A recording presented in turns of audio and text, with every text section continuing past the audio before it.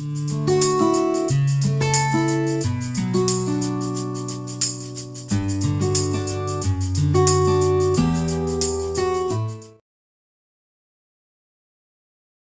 morning to one and all. Myself, MVS Pavan Kumar, Assistant Professor, Department of Mechanical Engineering. So today we are going to see prime movers for automobiles. So what is this prime movers called? These prime movers will produce or supply energy to the automobile to move an automobile from one position to another position. Okay, what this prime mover will do? This prime mover will convert one form of energy, that is a thermal energy, into mechanical energy. How this thermal energy will be converted into mechanical energy? With the help of IC engine. What do you mean by IC engine? Internal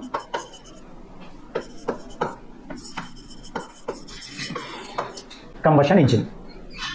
Right. These internal combustion engines further classified into two types, that is spark ignition engines and compression ignition engines. So here spark ignition engine works on the based on cycle, Otto cycle, whereas a diesel engine, that is a compression ignition engine, will works on the cycle based on diesel cycle. Then here, what is meant by cycle? This cycle is a combination of process continuously repeated in a certain order, right? It may be repeated continuously to obtain our work achievement. What happens during the cycle? Let's suppose consider here, this is a Otto cycle which have 4 processes, right? So here 1 to 2 isentropic compression process means changing of its position from initial to final state. Here, if you see, this is pressure and volume diagram. Initially, the piston is at BDC, where BDC refers to the bottom dead center, where TDC refers to the top dead center. Always, the piston will move between these two dead centers. So here, 1 to 2 represents the isentropic compression. 2 to 3 represents the constant volume heat addition, right? 3 to 4 represents the isentropic expansion, whereas 4 to 1 represents the constant volume heat rejection. These are the processes which are involved in Otto cycle. Here you will get some more clarity with the help of this piston and cylinder assembly. What is the first process here? 1 to 2 isentropic compression. Now what happens here? Isentropic compression. In isentropic compression, initially piston is at position 1. Okay, this piston will move from 1 to 2. Right? What happens inside the piston? Inside the piston we are considering working fluid as air. So here we are considering working fluid as air. Now the air which is inside the cylinder gets compressed during the isentropic compression. What is the next step? Constant volume heat addition. The air which is already compressed in the cylinder, now externally we will supply the heat. Now what happens to that heat? The heat will absorbed by this already compressed air, and that air gets expanded. That expanded air will expand the piston from 3 to 4. If you observe in the second figure, there is no change in its volume. The piston is at the same position, 2 to 3, means 2 equal to 3. But while coming to isentropic expansion, due to the heat supplied, that heat supplied is absorbed by the already air which is compressed in the cylinder. That air gets expanded. The air which is already expanded, that will push the piston from 3 to. Now the heat which is absorbed by the air gets rejected to the atmosphere or surroundings. Okay, again, now the piston is at the position 4 to 1. If you observe, there is no change in its volume. Again, it comes to first isentropic compression. So 1 to 2 isentropic compression, constant volume heat addition, isentropic expansion, and finally constant volume heat rejection. This completes one cycle, right? So here in Otto cycle, here we consider working fluid as air. So here we are treating it as a perfect gas. If you go in actual practice, we will consider working fluid as not air, it is a mixture of air and fuel. So in actual practice, we have some more complicated diagram, PV diagram, when compared to the previous one. So in actual cycle, we will consider suction and exhaust, inlet and outlet. There will be a flow of gas air fuel mixture into the cylinder and exhaust of that air fuel mixture outside to the cylinder. But if you observe in the previous case, there is no any inlet and outlet manifolds there, because you consider working fluid as only air. So while coming to here, if you observe here, this is inlet valve and this is the exhaust valve. The inlet valve is meant for the allowing the air fuel mixture into the cylinder, whereas the exhaust valve is meant for to remove the exhaust gases after completing the exhaust stroke, right? Now see this PV diagram. So in previous case, initial process is isentropic compression, but in actual case it is different. So in actual case, there is a intake stroke. Intake stroke means we are supposed to suck the air-fuel mixture which is already mixed in the carburetor into the cylinder with the help of this inlet valve or inlet manifold. Right? So why this line is below the atmospheric pressure line? We have to create a vacuum pressure because we are creating suction. Due to this suction, already air-fuel mixture which is available in the carburetor gets enters into the cylinder. Now the same process already we discussed in the previous session, that is isentropic compression. Same means entropy constant, right? Next, so this is the first stroke, that is a compression means suction. Suction means piston will move from suction. What happens? Piston will move from, initially the piston is at here, it comes to here. Means suppose if it is TDC, the piston will be at BDC during suction stroke.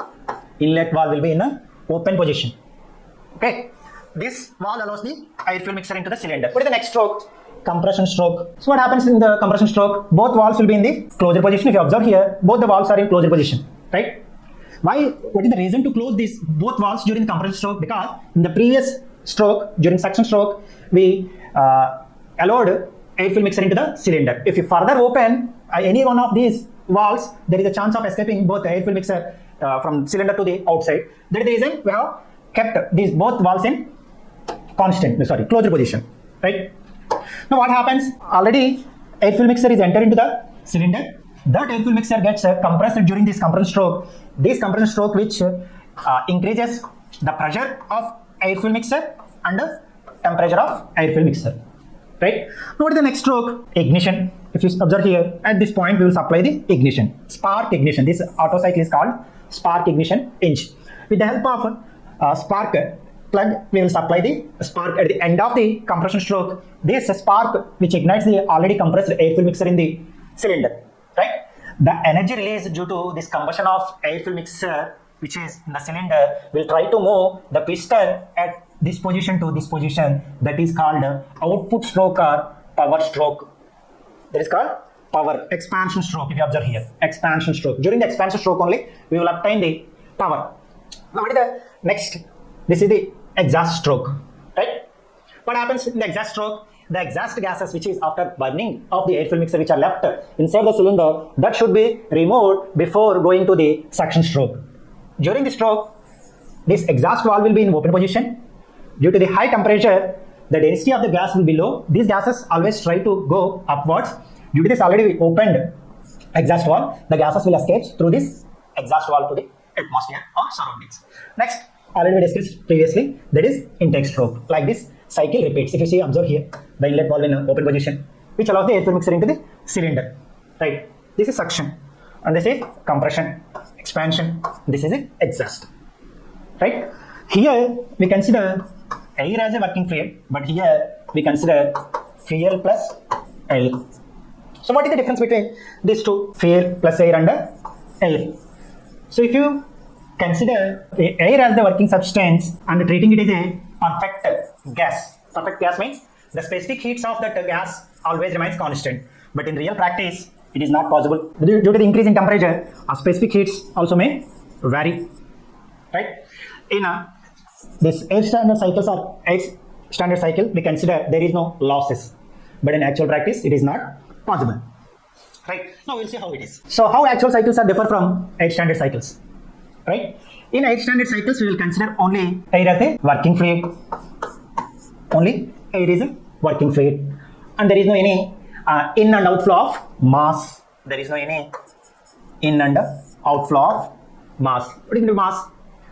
The air which is in the cylinder remains constant, and every time we will use the same mass. There is no change in composition of the mass, and no chemical reactions will take place in air standard cycles. No chemical reactions will take place. There will be no any friction losses. But in actual practice, all this is not possible. For that reason, we modified this air standard cycles or corrected for characteristics of air fuel mixture. Means, in addition to that air, we added some fuel. Right? What fuel? If it is a Otto cycle, we will go for gasoline. Right? If it is a diesel cycle, we will go for diesel. Right. So in addition to that, we used these fuels and we named it as fuel air cycles. Further, these fuel air cycles corrected for losses, because in actual practice we are supposed to consider losses. In the next slide we will see what are the losses, and finally corrected for losses of these fuel air cycles will give the actual cycles. So what is the difference between this actual cycles and the air standard cycles? Okay, this air standard cycles is also called as ideal cycle, because it gives, suppose if you consider Carnot cycle, in Carnot cycle we consider working fluid as air, which gives 100% efficiency, but in a real practice achieving of this 100% efficiency is not possible, right? Now what is the difference between this air standard cycle and the actual cycle? In air standard cycle we assume working fluid as air and perfect gas, but while coming to actual cycle we are supposed to consider losses which are occurring in actual cycles. So what are the losses in actual cycles?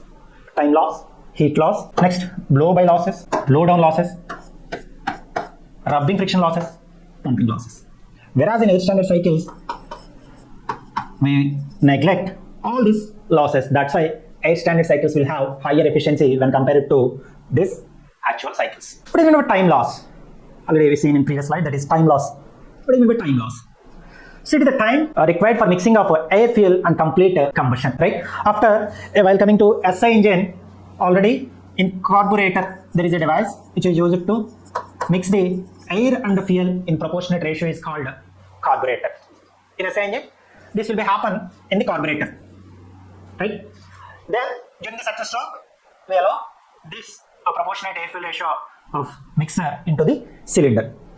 So after entering into the cylinder, we have to give some proper required time for this air fuel mixing as well as for complete combustion.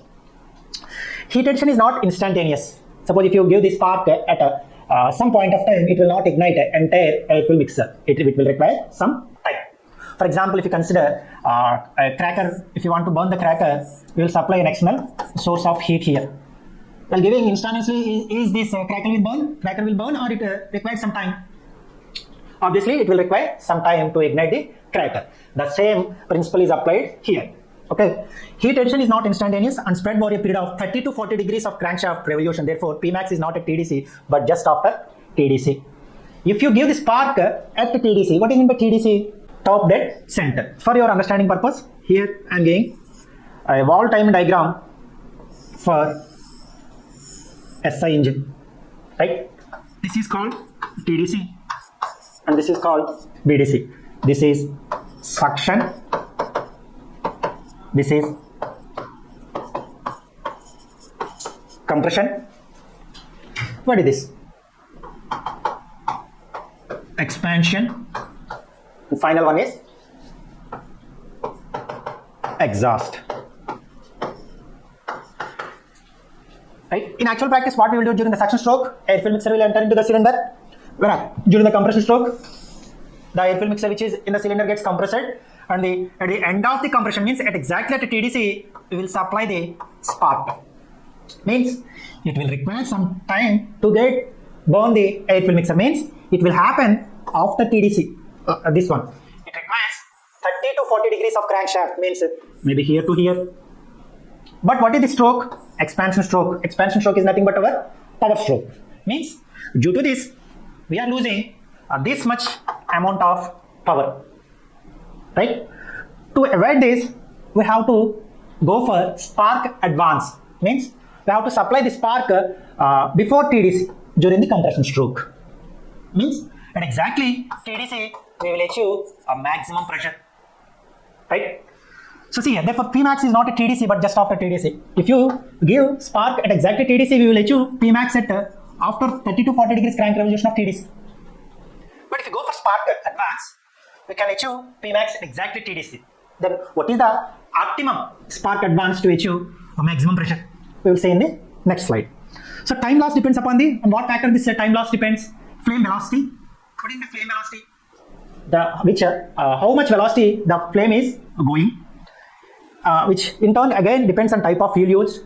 Which type of fuel you have used, whether it is diesel or a gasoline, depending upon the air fuel ratio, how much fuel and how much air we used, and shape of the combustion chamber, it also depends upon the shape of the combustion chamber, right? So already in the previous slide we discussed that we have to go for spark advance to achieve maximum pressure. Otherwise, we will lose the power stroke output of some percentage if you give the spark at exactly at a TDC. Now we will see. This is to have what? For what reason we have to go for spark advance? To have, for what reason we have to go for spark advance? To have maximum pressure at the TDC. For this reason we are supposed to go for spark advance. Then how much angle before TDC, how much crank revolution before TDC to be this spark advance? If the spark is initiated at TDC, peak pressure would be low due to its expansion of gases, right? So this is a, if you observe the shaded region which represents the failure cycle, whereas normal white region represents the actual cycle. If you see in failure cycle we are achieving mean effective pressure is 10.2 bar and efficiency is 32.3%. While coming to actual cycle, it is reduced from 10.2 bar to 7.65 bar and efficiency is reduced to 32.3% to 24.1%. What is the reason? In actual cycle, there will be losses, right? So, further, if the spark is initiated too early, okay, there should be a spark advance to achieve maximum pressure. Suppose, if you do the spark advance too early, okay, addition work is required to compress the burning gases, which is direct loss. What is the purpose of compression stroke? We are supposed to compress the air fill mixer. Suppose if you go too early for spark advance, this is the another disadvantage. What is that? Further, if the spark is initiated too early, an additional work is required to compress the burning gases, which is a direct loss. Means too early spark advance is not recommended. Therefore, the optimum time to start the combustion is 15 to 30 degrees before TDC. What? So here, so if you consider maybe 15 to 30 means this is the angle, 15 degrees. This much total, 30 degrees. Before TDC, the optimum range is 15 to 30 degrees before TDC is recommended, right? So see here, spark advance at 35 degrees and this is the optimum spark advance. Now first see the left side figure which represents the pressure and volume diagram of both the failure cycle as well as the actual cycle. Okay, actual failure cycle, what is the mean effective pressure? 10.2 bar and efficiency is 32.2 bar. Right? In previous case, we observed that this is the spark at the TDC. We are achieving only 7.65 bar mean effective pressure and efficiency is 24.1%. If you observe spark advance 35 degrees, what happens? Efficiency whether increased or decreased? Decreased if you observe from previous one. Previous one it is 24.1. Okay, this represents the spark advance 35 degrees maximum. Okay, and this is optimum spark advance means 15 to 30. What is the spark advance? 15 to, it is recommended, right? If you observe here 32.2%, now it is 26.2%. Okay, if you compare it with the previous one, it is 24.1%. If you go for optimum spark, we increase it by 2%.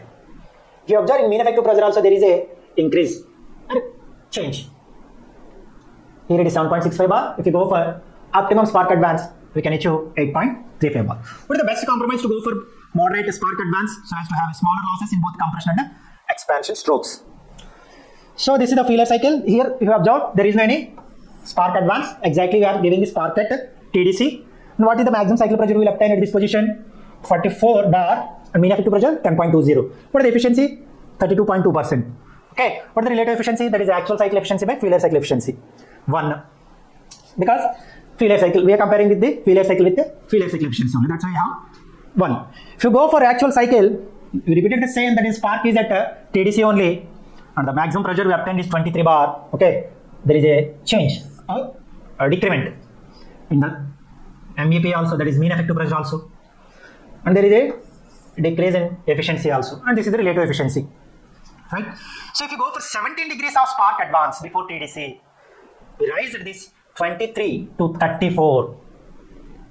Right? Means 11 bar. We increased 11 bar. In the meanwhile, you can observe change in mean effective pressure also. Right? And the efficiency, you can observe here, there will be rising 2%. And you have observed relative efficiency also increased. If it is too high, 35 degrees, there may be change in maximum pressure, there may be change in mean effective pressure also, but you can observe there will be change in efficiency, that is decrease when compared to 17 degrees advance.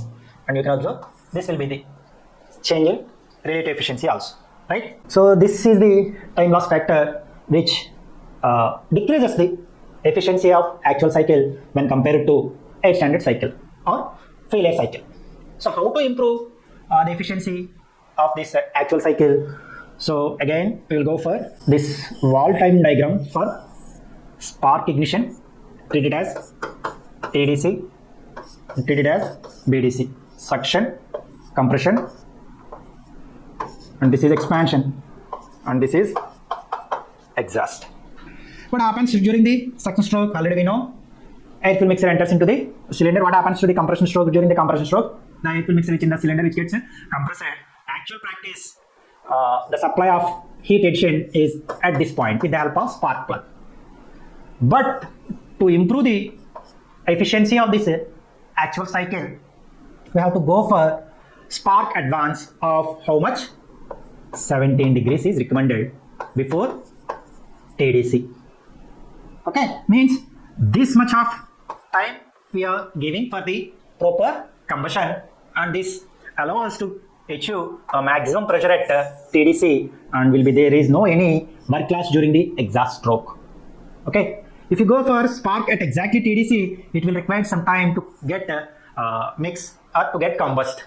This much of work we will lose. That is the reason why you have to go for spark advance. Okay, thank you. We will see heat loss in the next session.